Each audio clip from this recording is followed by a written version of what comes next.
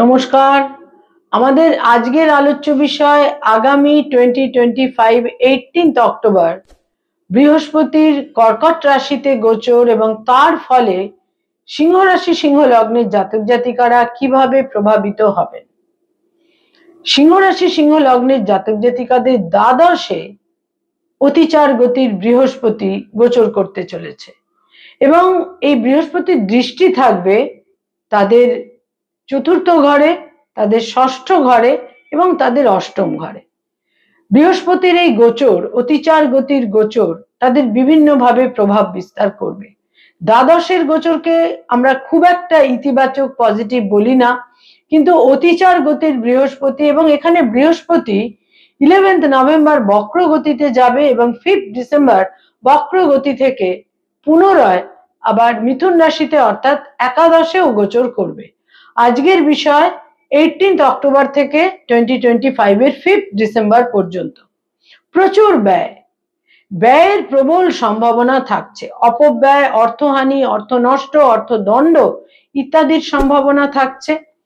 হেলথের ক্রাইসিস থাকছে, হেলথের সমস্যা থাকছে এবং তাদের বুদ্ধি, তাদের মতি সেটা কিন্তু খুব একটা পজিটিভ দিকে ফ্লো নাও করতে পারে।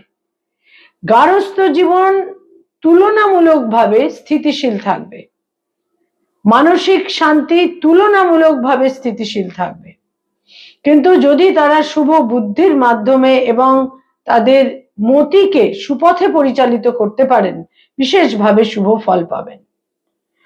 কিছু অকাম্য পরিস্থিতির মুখোমুখি তাদের হতে হবে, সেটা কোনো উত্তরাধিকার সূত্রে সম্পত্তির ক্ষেত্রেও হতে পারে এবং হেলথের ক্ষেত্রে কোনো বিশেষ জটিলতার ক্ষেত্র কিন্তু তৈরি হতে পারে।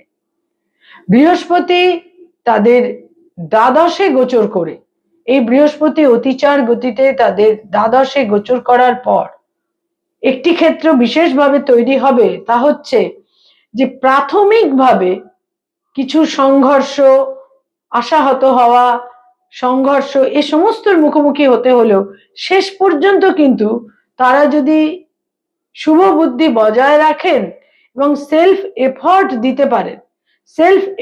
দিতে পারেন তাহলে কিন্তু অত্যন্ত শুভ ফল এই সময়কালে তারা পাবেন। তবে অর্থ নষ্ট থেকে বিশেষ সতর্কতা প্রয়োজন। বৃহস্পতির দৃষ্টি চতুর্থে থাকার ফলে নতুন গৃহ লাভের সম্ভাবনা থাকছে এবং যারা কোনো ফ্ল্যাট, জমি, বাড়ি ইত্যাদি বুক করেছিলেন, এই সময়কালে যদি সেটা তাদের হস্তগত হওয়ার সময় হয়, তাহলে কিন্তু এই সময়কালে তারা নিশ্চিত রূপে সেখানে পজেশন অতি অবশ্যই পাবেন।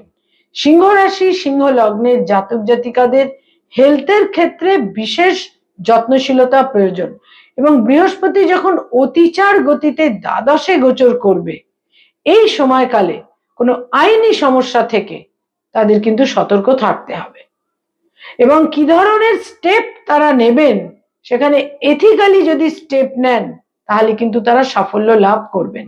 নমস্কার।